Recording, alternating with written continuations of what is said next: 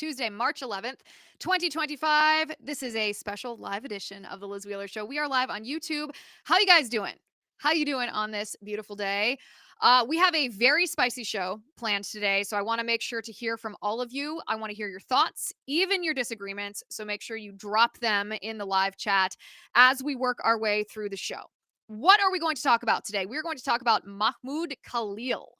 Mahmoud Khalil is a pro-Hamas protester who led the occupations at Columbia University, who is not a citizen of the United States. He is a legal permanent resident, and he has been arrested by ICE. He is now set to be deported from our country. Now, this has caused some outcry, not just from CNN and those on the left, but even from some on the right. Candace Owens, for example, says that it's wrong because Mahmoud Khalil did not commit actual violence. She is insinuating that this is a thought crime he has committed. Glenn Greenwald, also on the right, says that this is a violation of his free speech, that he can have any kind of opinions that he wants, and that should not be a crime. Well, today I'm going to make the argument to you that they are both wrong. Actually, it is a critical part of stopping the crisis of mass immigration that is harming our country. And that means not just securing our border, but protecting our culture from those who hate America. In fact, it's actually simple. We should deport Mahmoud Khalil because he is anti-American. Plus, of course, we're going to walk through the deeply rooted legal history in our country of doing exactly what President Trump is doing, and that is rooting out anti-Americanism. Also, I want to show you a video. Tucker Carlson battled Chris Cuomo, talked, whatever word you want to use to describe their little tete-a-tete, their interaction.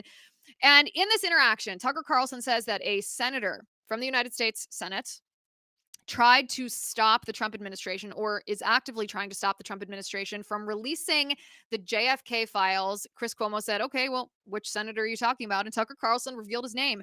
He said it's Senator Tom Cotton who wants to prevent the release of the JFK files. But there's actually an even more interesting comment that Tucker Carlson made in this little interaction with Chris Cuomo, and I want to talk about that with you today. Also, Secretary of Health and Human Services Robert F. Kennedy Jr. visits Steak and Shake, a fast food restaurant. The man who is committed to making America healthy again went and ate French fries at Steak and Shake because Steak and Shake claims that they took seed oils out of their fries. My question, though, did they? Are they being honest? Or is this maha washing and they didn't really make their food healthy? We're going to dive into the one ingredient that they changed, and the 13 junk ingredients that they did not change. And maybe RFK should check the entire ingredient list before he goes to the next fast food restaurant. All this and more today on The Liz Wheeler Show. All right. The story of this guy being arrested by ICE, Mahmoud Khalil. He is set for deportation, and this has become the story of the day. And it's not a divide merely along left-wing opinions and right-wing opinions. It's not just a Republican versus Democrat divide here. There is divide even among conservatives. Many prominent conservatives are condemning the Trump administration for having ICE arrest this pro-Hamas activist because he is a legal permanent resident of the United States. And we're going to talk about this story. Who is this guy? What were these protests? Why is he being deported? And we're going to talk about why it's not a matter of free speech, and it is not a matter of differing political opinions, and it's not a matter of this guy's right as a legal permanent resident. He should be deported. And I'm going to make my argument to you about why that is. As I said, you can drop your comments, your thoughts, and even your disagreements in the chat. I'll be checking it throughout the show. But first, conservatives understand the value of a good night's sleep because we need a lot of energy. We need to be ready to take on the battles of tomorrow. That's why I am so excited today to announce a new partnership on this show, Beam's Dream Powder. Beam is proudly founded in America and run by people who share our values: hard work, integrity, and delivering results. Dream is a healthy nighttime blend packed with science-backed ingredients shown to improve your sleep so you can wake up refreshed and ready to take on the day. That's why you can go to shopbeam.com/Wheeler and use my code Wheeler to get 40% off from this new sponsor of our show. Dream is made with a powerful blend of all natural ingredients: reishi, magnesium, L-theanine, Apigen, and melatonin. It's designed to help you fall asleep, stay asleep, and then wake up feeling amazing. And unlike other sleep aids, there is no next day grogginess. It's just a great restful, normal sleep. Beam has already improved over 17.5 million nights of sleep, helping people across the country wake up and feel their best. And here's the deal. Beam is giving my listeners the ultimate Patriot discount of 40% off. You can try their best-selling Dream Powder, get up to 40% off for a limited time. Go to shopbeam.com/Wheeler. Use my code Wheeler at checkout. That's BEAM.com/Wheeler and use code Wheeler for 40% off. Support an American company, invest in yourself, and start getting your best sleep tonight. Okay, so this is the guy. We'll show a picture of him right here. The White House announced yesterday that actually President Trump, it wasn't even directly from the White House. President Trump announced on Truth Social, communicating directly to us, the American people, that this pro-Hamas activist had been arrested. This is what Donald Trump said. He said, following my previously signed executive orders, ICE proudly apprehended and detained Mahmoud Khalil, a radical foreign pro-Hamas student on the campus of Columbia University.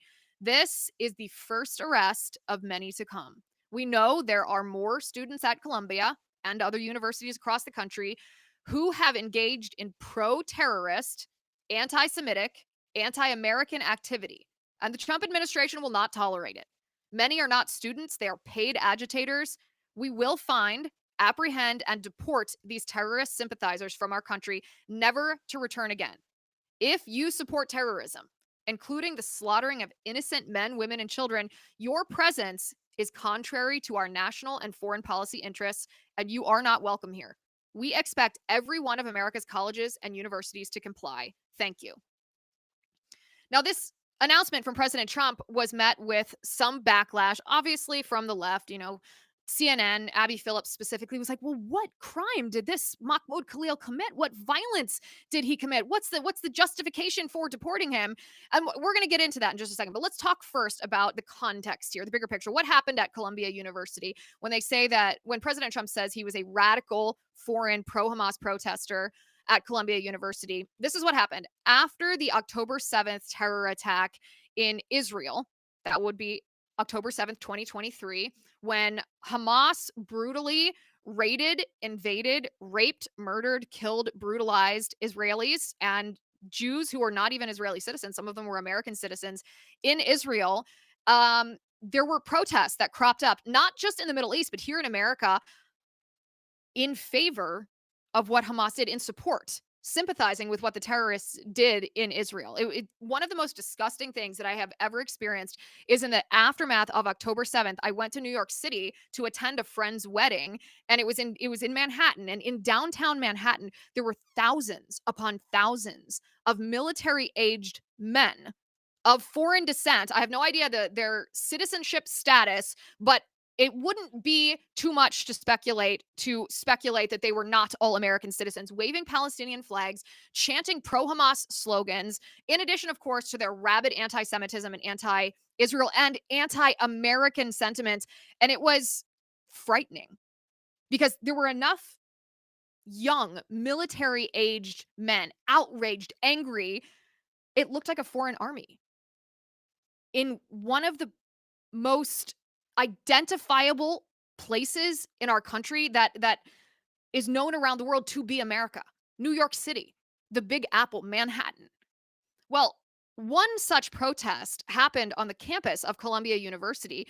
Pro-Hamas students at Columbia, and maybe they were paid agitators based on what we talked about on the show yesterday with how Act Blue was funding all of these supposed grassroots effort, and it wasn't real. They weren't grassroots. These weren't organic protests. Black Lives Matter, the Women's March, Antifa, it was all funded by these big donors on the left and facilitated through Act Blue. If you didn't listen to that episode yesterday, please go do it, because everything we are seeing from the left is fake.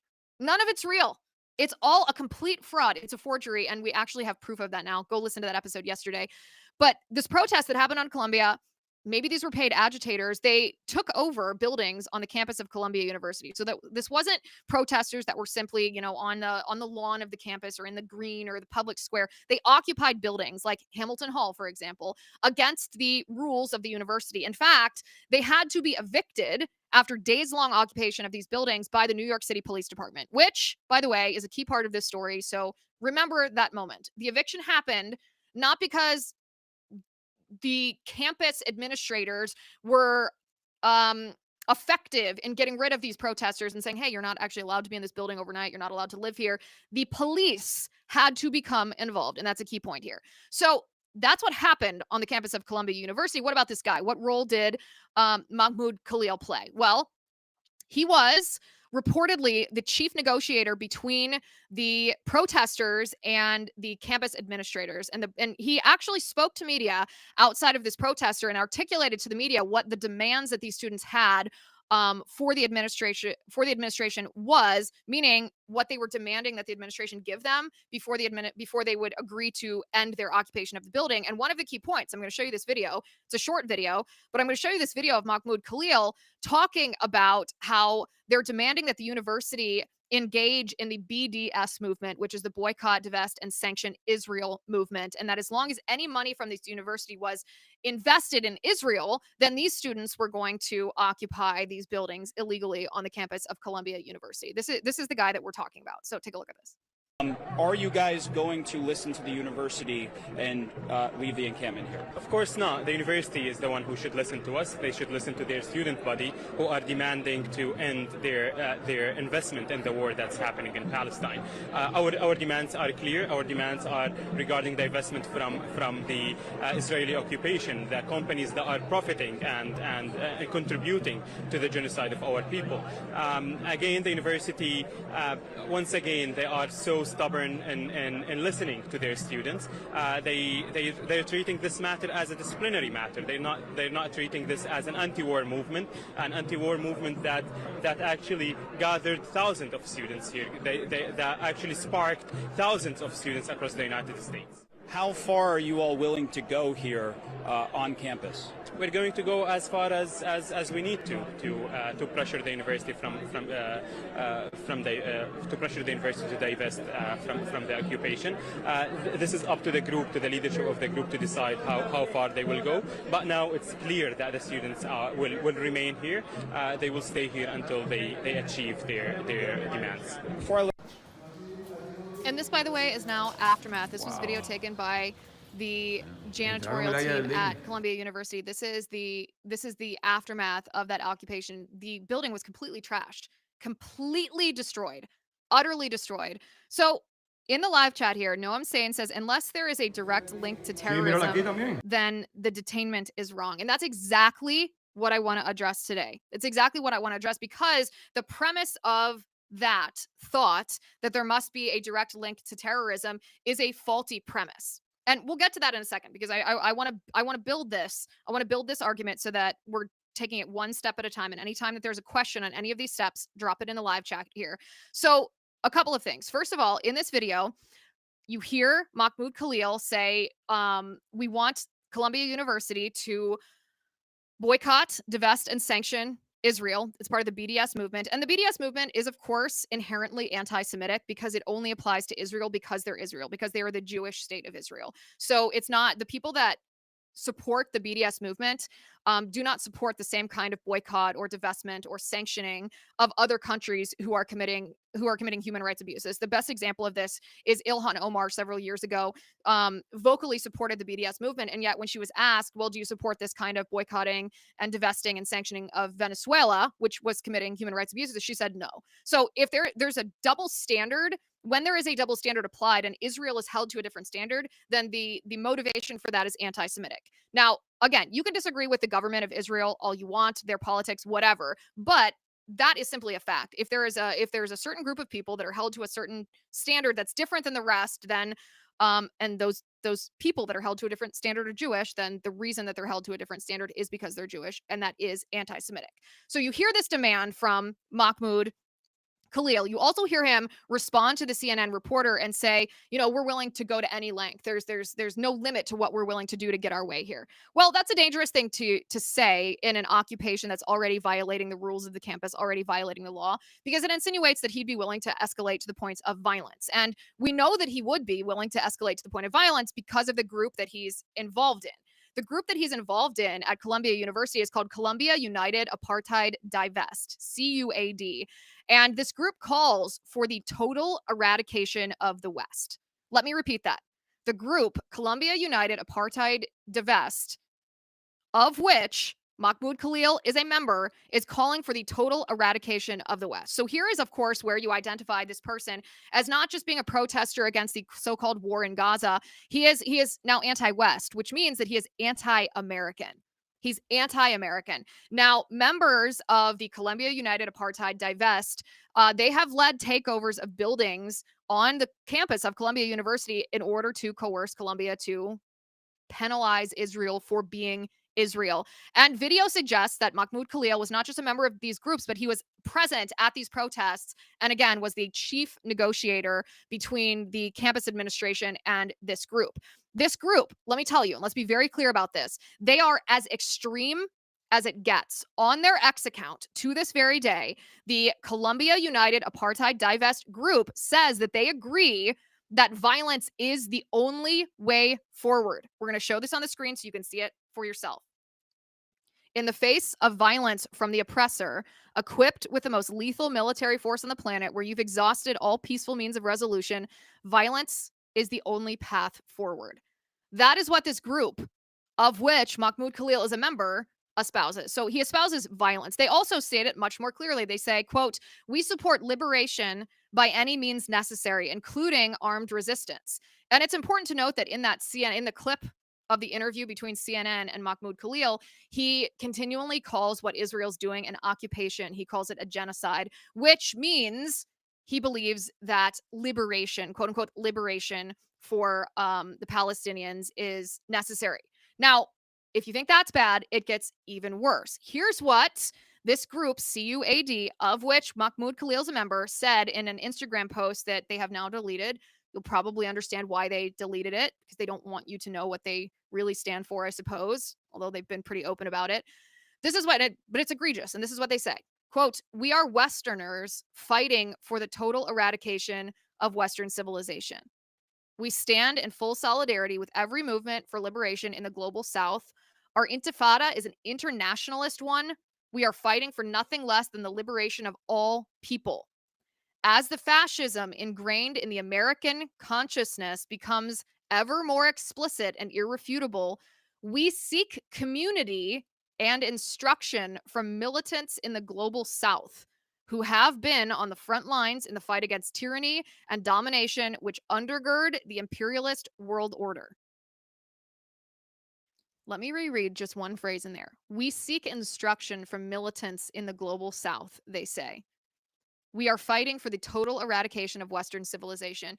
If this is not the direct tie to terrorism that those everywhere there, and there's valid concerns, by the way. I'm not trying to come down hard on people who have not yet heard the full context of this situation, but if this is not a direct tie to terrorism, my question would be, what is? What is a direct tie to terrorism? Do you want to wait until this man has committed an act of violence? Do you want to wait until they inflict what Hamas inflicted on Israel on October 7th right here in the United States? Because that is their intention. That is what they support. And by the way, before we move on to the pro-Hamas threat here in the United States, it doesn't even have to be about Israel. This may surprise people. Being pro-Hamas is a danger to the United States, not because the United States is an ally with Israel, but because Hamas threatens the United States. Before we even get to that, and I show you that, I also want to make clear that just last week here in the United States, Mahmoud Khalil was at Barnard College occupying buildings on that college and handing out pro-terrorism flyers. Take a look at this.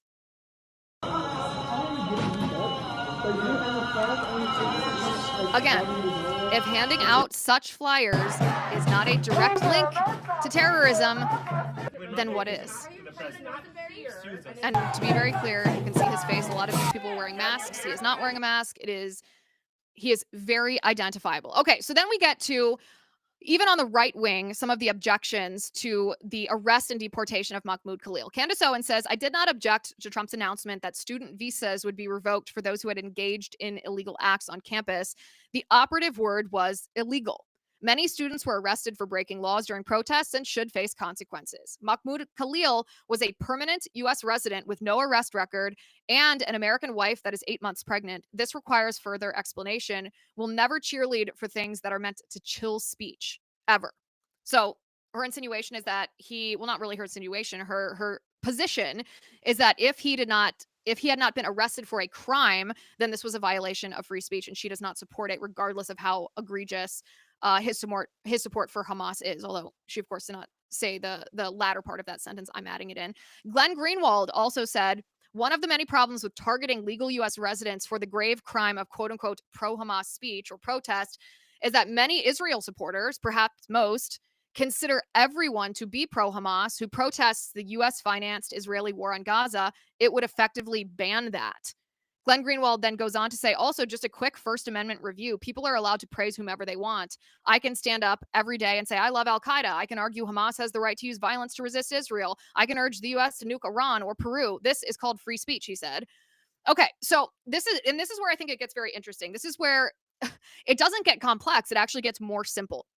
First of all, this premise that both Glenn Greenwald and Candace Owens are engaging in, this premise is a premise that they have set, a premise that they have invented, that the only justification for a non-U.S. citizen, meaning a foreign national, to be deported, the only justification for that would be direct ties to terrorism, an already committed act of violence, and that this foreign nationals' so-called right to say or support whatever or whomever he wants is untouchable. Now, this is where I would say that premise is faulty. That premise is not correct. It's an invented premise. First of all, it's important to note that Mahmoud Khalil is not a U.S. citizen. Just because he has permanent legal residency does not mean that he enjoys the full dearth of rights that an American citizen has. We'll get to that in a second, because that's not even the material point I want to make here. In the United States of America, we have a deeply rooted tradition in testing foreigners who wish to become one of us, who wish to be American or obtain citizenship or even just live in our country. We have a deeply rooted tradition in testing foreigners on whether they love America or whether they espouse views or support views that want to overthrow our government, our culture, and our way of life. This is a deeply rooted tradition. There's always been essentially litmus tests. Are you a communist? Well, if you are a member of a foreign communist party, then you are not allowed to come into the United States. This is not recent. This is not modern. This is something that we always understood, that the biggest threat to the United States isn't necessarily a nuclear power abroad. The biggest threat to the United States, our founders acknowledged this, is a threat from within. Even Benjamin Franklin, in his famous quote, said, "A republic if you can keep it," which means that we have to protect our country, not just by securing our borders. That is of critical importance, of course, but we have to protect our culture. We have to protect our patriotism. We have to protect the values on which our country was built, our love of America. So we've had litmus tests for communists. We've had litmus tests for anarchists. And in fact, this is not some arbitrary decision on the part of the Trump administration to pick out this guy and say, you know what, we're just going to arbitrarily decide that we don't think that you should be here. Get out of here. No. We have laws on our books right now that already govern, already set the standard or dictate the premise of what justifies the removal of a person who is not a U.S. citizen in our country. Yes, even someone who is a lawful permanent resident. And I want to read to you from these laws. Those of you who wish to look this up, highly recommend that you do, of course. You policies. Can read 8 USC 1182 and 8 USC 1227. These two United States federal statutes govern essentially the ideological standards required to admit new people to our country or to deport people who are not citizens who are already here. And you can look at these specific statutes and you can see standards that say, any alien who endorses or espouses terrorist activities or persuades others to endorse or espouse terrorist activity or support a terror organization is inadmissible. Inadmissible, meaning we're not going to allow you into our country if you are a foreigner who has espoused support for terrorist activities. And then, of course, just so that we're perfectly clear, because I know some people are going to say, well, that's a determination of whether we're going to let someone in, not if we're going to deport someone. Well, it's the same standard for someone who is a legal permanent resident here. Any alien who is described in subparagraph B, which is the one that I described to you before, or F, or section 1182A3 of this title, is deportable. Deportable. in general, an alien whose presence or activities in the United States, the Secretary of State, that would be Marco Rubio, has reasonable ground to believe would have potentially serious adverse foreign policy consequences for the United States is deportable. So what does this mean? This means that any individual who is not an American citizen, it's a privilege extended to that person to be admitted into our country and then allowed to stay in our country. That person is a visitor to our country. And if they espouse any viewpoints that are dangerous to the United States, then we already have laws in the book that allow for their removal. We have laws on the book that dictate this premise. So it's not a premise, as Candace Owens set. It's not that an act of violence has to already have been committed. It's not, as Glenn Greenwald said, a matter of absolutist support for free speech or support for absolutist free speech. Those are standards that perhaps Glenn Greenwald or Candace Owens wishes they could set, but we already have a premise that's set. And that premise is if you espouse support for a terror organization, and it's not even providing material support. That's a standard for an American citizen. That is a crime if you are actually already a citizen. But if you're not a citizen, all you have to do is use your words to espouse support for a terror organization, and that is grounds for deportation. And this is correct. This is 100% in line with what we should be doing to protect our culture, because if you think about the danger of illegal immigration or mass migration, the danger is, yes, because we're going to have a welfare system that is overrun. Yes, it's going to significantly change the demographics of our states, which is going to lead to redistricting, which is going to lead to Democrats having more seats in the House of Representatives unfairly. But one of the biggest dangers of illegal immigration or mass deportation, aside from the crime and the terrorism, is because of the threat that it poses to our culture. And let me be very clear here. Our culture, when I say our culture, what I mean is pro-American values, values on which our country was founded. And I'm going to interrupt myself here and say some of the dissenters, some of those who think that the deportation of Mahmoud Khalil is wrong, are insinuating that he's being deported because he is anti-Israel. That it's not so much because he's supporting or espousing support for a terrorist organization, but because he's anti-Israel. And the answer to that is no, that's not correct. That's not correct at all. The reason that he's being deported is because he's pro-Hamas. And actually, that has nothing to do with Israel. Now, you might be saying, well, what do you mean it has nothing to do with Israel? Hamas is one of the primary enemies of Israel. And yes, that's true. Hamas is also one of the primary enemies of Israel. But Hamas hates America. Hamas is primarily sponsored and funded by Iran. The leaders of Iran have been known to call Israel the little Satan compared to calling America the great Satan. What Hamas did to people, innocent people in Israel on October 7th, they wish they could do here. They would do that in an instant to American citizens on American soil if they had the opportunity to do so. Israel is more vulnerable because of their geography, because they're surrounded by hostile nations. The United States is not. The United States is more secure based on our geography than Israel is. But given the opportunity, Hamas would do that in an instant. And again, it's very important here. Iran funds Hamas. Without money from Iran, Hamas would not be able to do what they did. Iran essentially was the mastermind that structured, that came up with the idea for the October 7th attack in Israel. They take their cues from Iran. And you can see this. You can see here in the United States, other pro-Hamas protesters, again, take Israel out of the equation for a minute.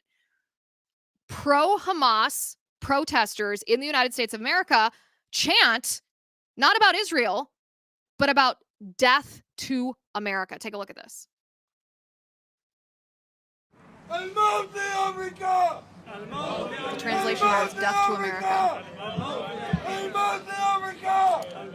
Malcolm X said, and I quote, "We live in one of the rottenest countries that has ever existed on this earth." It's not Genocide Joe that has to go. It's the entire system that has to go. Any system that would allow such atrocities and such devilry to happen and would support it, such a system does not deserve to exist on God's earth.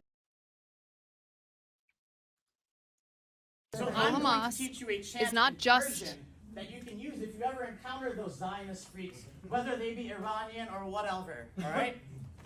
Now, I don't drink margaritas, but we all know what a margarita is. We all know what a bar is. So you're going to say Margbar. Margbar. Margbar Israel. Margbar Israel. Margbar Israel. Margbar Israel. Margbar Israel. Margbar Israel. Thank you. What does that mean? Being taught. So it has to mean death to or down with. So can we get a Margbar America? we can get a Margbar America. Yes, we can. Margbar America. Margbar America. So what are they saying? It's radical pro-Hamas activists teaching students on college campus to say death to America. Again, Israel is an ally, and we should care that what Hamas did to Israel and what they seek to do to Israel. But you can even take Israel out of the equation for a moment and understand that to be pro-Hamas is to be anti-American. It is an inherent threat to the safety and security of Americans, you and your family and your friends and your neighborhoods and your community and your church, to have pro-Hamas sympathizers and activists in our midst. And when this person is not an American citizen, well, we don't have to tolerate that. We don't have to put up with that. Deporting Mahmoud Khalil is America first, nothing to do with Israel. And it's just the beginning. We are protecting our nation. We are protecting our culture from infiltration by people who actively wish to kill us, so that October 7th doesn't happen to your daughters and to your babies and to your husbands, and to your elderly, and to our communities, and to our nation as a whole. This is why Secretary of State Marco Rubio says we will be revoking the visas and or green cards of Hamas supporters in America so that they can be deported. And yes, Mahmoud Khalil is an example to deter others. It's actually very simple. Deporting Mahmoud Khalil is proper. It's legal. It's the correct course of action. It's America first because Mahmoud Khalil is anti-American. It really is just as simple as that. Okay, let's talk about Tucker Carlson and Chris Cuomo. They sat down for a little tete-a-tete, a little chat, and they started talking about the deep state. They started talking about the FBI. They started talking about Kash Patel, and they spoke about some pretty interesting things, including exposing a United States senator for wanting to hide the JFK files. Before we get to that, though, I want to talk to you about ivermectin. The ivermectin playbook is a really nefarious playbook. It's a playbook that the globalists who wish to control us and politicians domestically who wish to control us are just waiting to apply to us again. This is what I mean. During COVID, we were told by public health officials, the FDA, the CDC, doctors, pharmacists, politicians, that ivermectin was a horse drug, a cow drug. We shouldn't take it. And the reason they told us that we shouldn't take it during COVID-19 is because if we had been told that we could take it for COVID-19, then they would not have secured their emergency use authorization for the COVID-19 mRNA jab. And they wanted emergency use authorization for that jab because they profited off of it. And so they lied to us. They lied to us. We can no longer trust them. And I refuse to be in a situation ever again where there is medication that I want, that my family needs, and that there are political or profiteering interests that are preventing me from getting a hold of that medication. That's why I'm proud to partner with All Family Pharmacy. They offer over 200 different medications directly to you, bundled emergency packages to ensure that you are ready for anything before that anything actually happens. At the heart of this effort is the Make America Healthy Again movement, a call to take control of your health and prepare for the unexpected. And listen, if you're not quite as prepared as you maybe want to be, it's okay. All Family Pharmacy's got you covered with overnight delivery. Go check them out. That's allfamilypharmacy.com/Liz. Because you are part of this movement and you always have been, use code Liz10 at checkout for an exclusive discount. That's allfamilypharmacy.com/Liz, code Liz10. Allfamilypharmacy.com/Liz, code Liz10.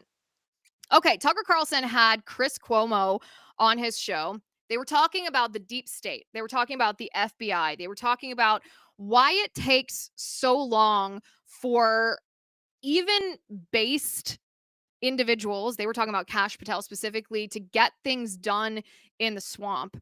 They were talking about a U.S. senator who's trying to block the release of the declassified JFK files. And I want you to listen to this if you haven't already heard it, because something that Tucker said in this interaction with Chris Cuomo, I think it wasn't even the point of this video, but I want to make it the point of this video. So take a look at this first.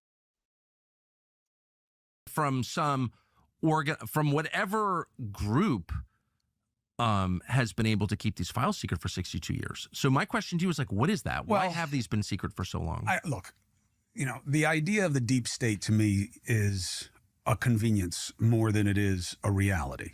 It's a boogeyman.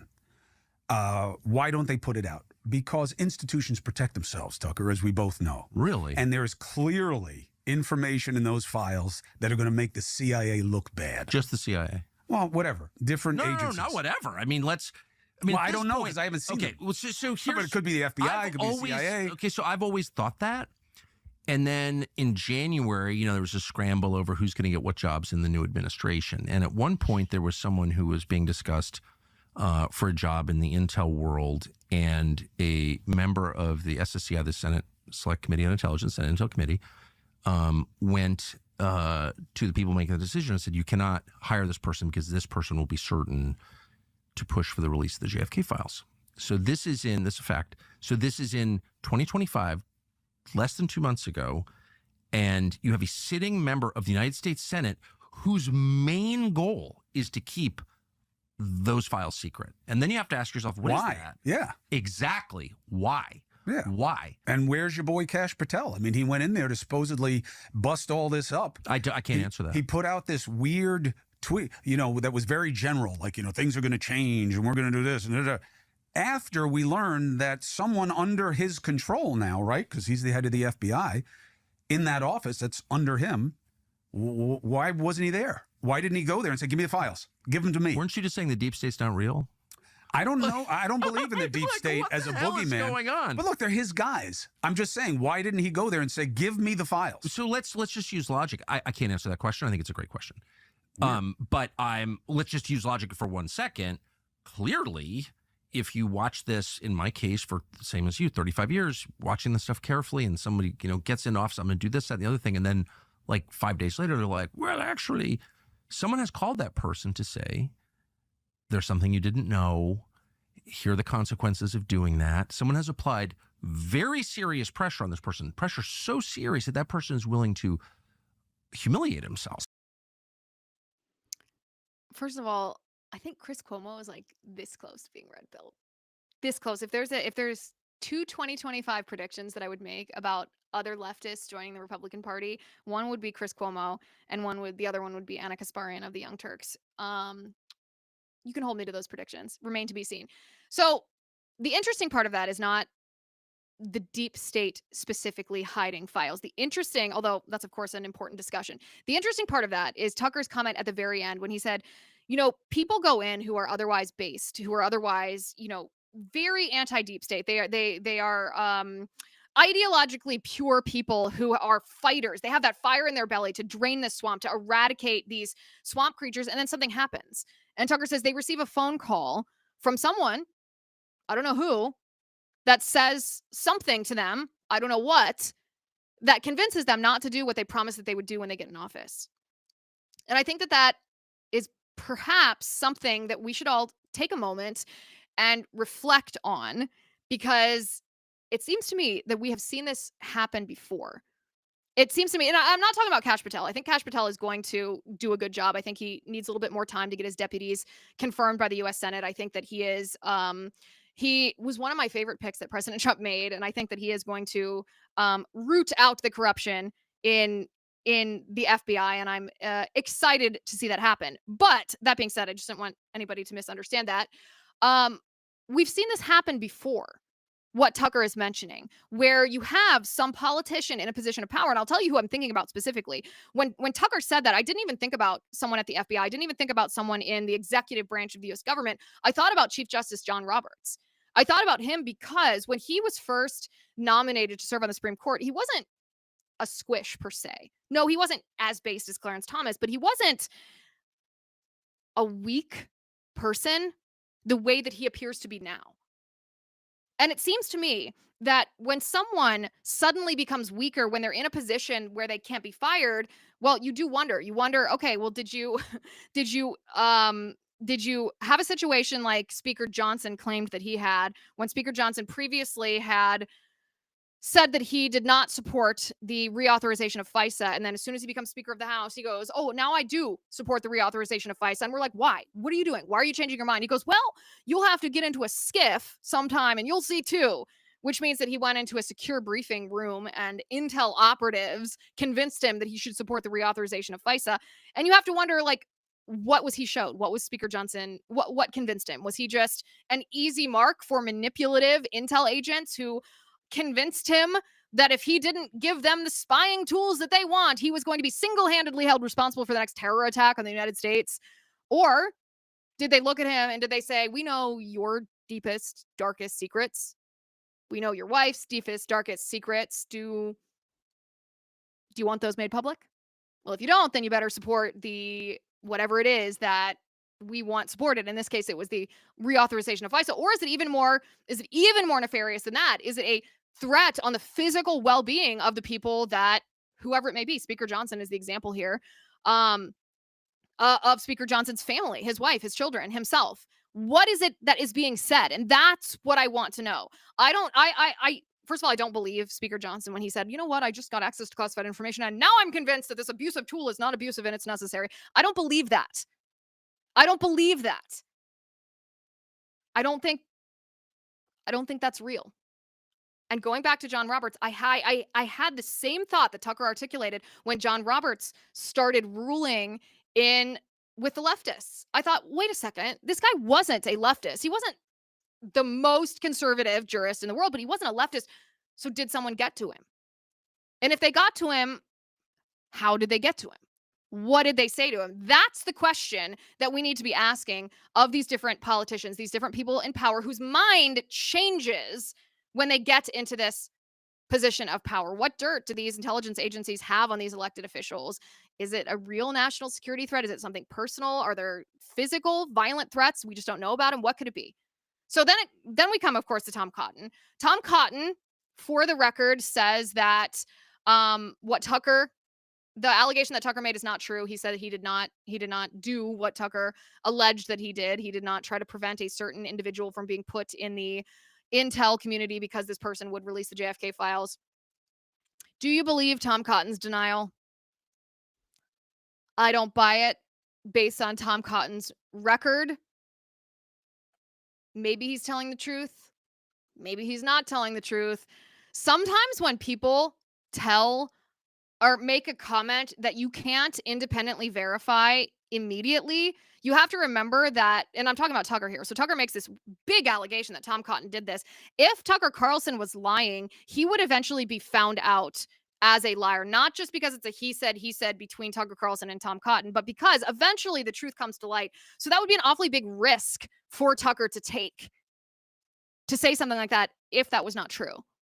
It seems to me that it's more likely to be true than not to be true. And so if so, it does beg the question, why now would a U.S. Senator like Tom Cotton not want the JFK files to be released? You could even rewind this a couple of years and ask, why would Mike Pompeo, who served as Secretary of State during Trump's first administration, whom Trump later said it was Mike Pompeo who came to me when I wanted to declassify the JFK files and said, please don't do this.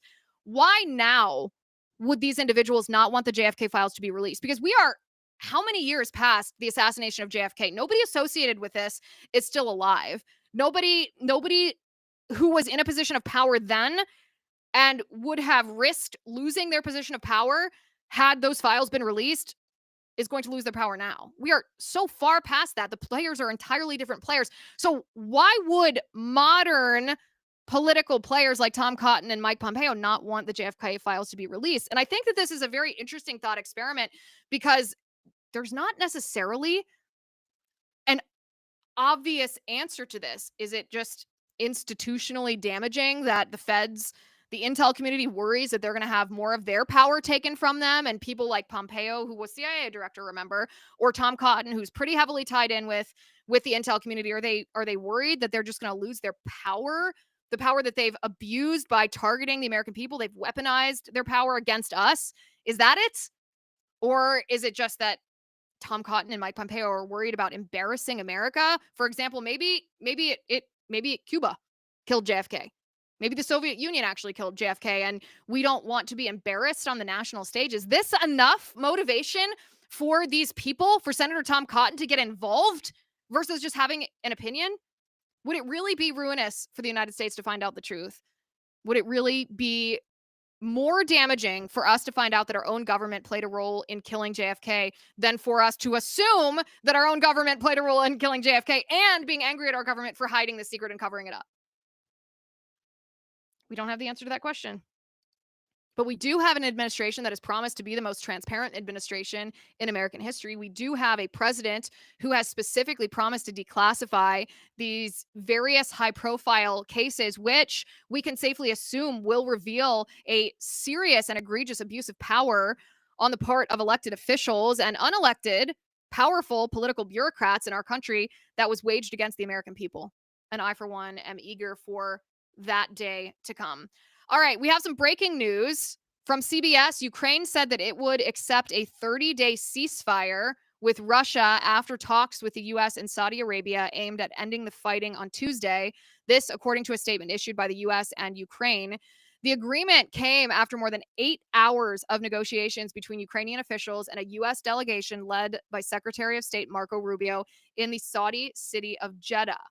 Ukraine expressed readiness to accept the U.S. proposal to enact an immediate interim 30-day ceasefire, which can be extended by mutual agreement of the parties and which is subject to acceptance and concurrent implementation by the Russian Federation, the U.S. and Ukraine said in a joint statement released by the State Department.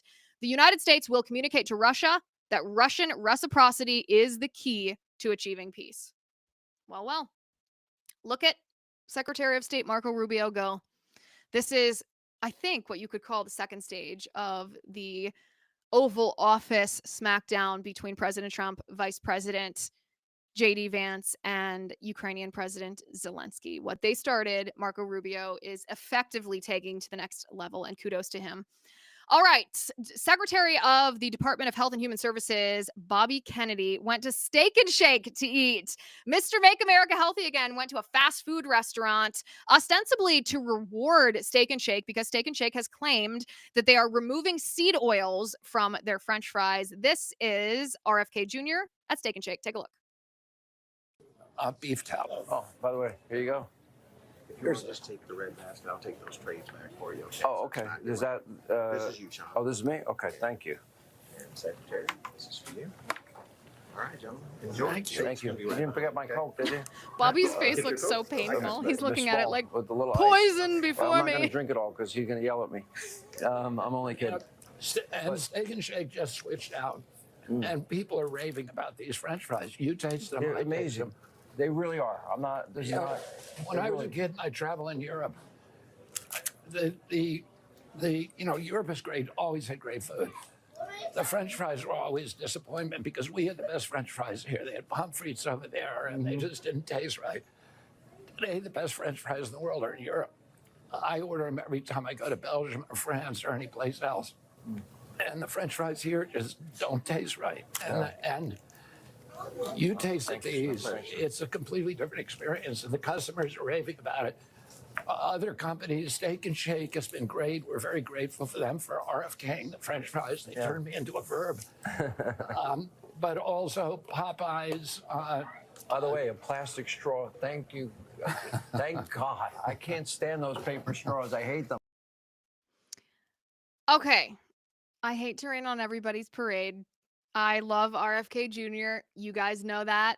However, some of these fast food restaurants seem to be engaging in what I would call Maha fraud or Maha washing, meaning they are pretending or they are portraying their food to be in alignment with the Make America Healthy Again agenda, when in actuality, if you look at the labels of some of these foods, and I know that some of you are going to say, are you never satisfied?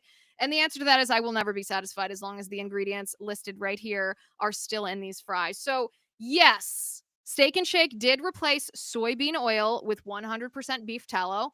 That's fine. That's good. We know that seed oil is dangerous and causes inflammation and is unhealthy and is disgusting. Beef tallow might be better.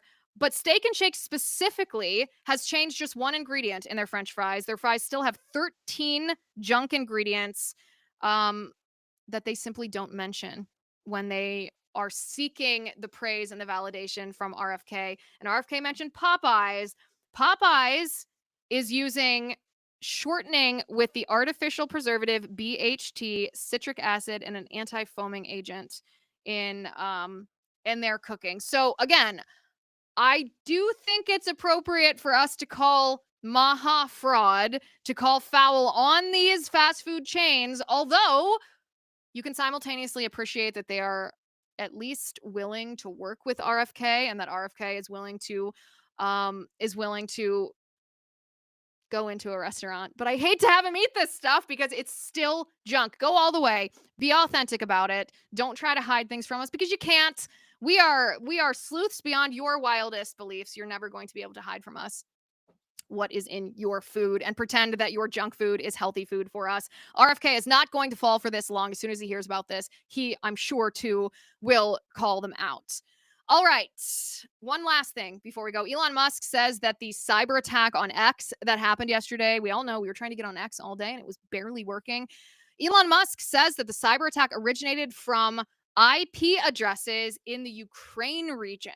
Now, if this is true, and I have no reason to disbelieve Elon Musk, then that's pretty significant. But of course, we have a propaganda effort against Elon Musk, I think it's fair to call that, claiming actually that these cyber attacks originated from Russia. So isn't that funny how when you are conducting a forensic analysis of who attacked you, who conducted this cyber attack, that those who don't like Elon Musk want to pretend it's Russia when Elon Musk says that actually these IP addresses originated in the Ukraine region.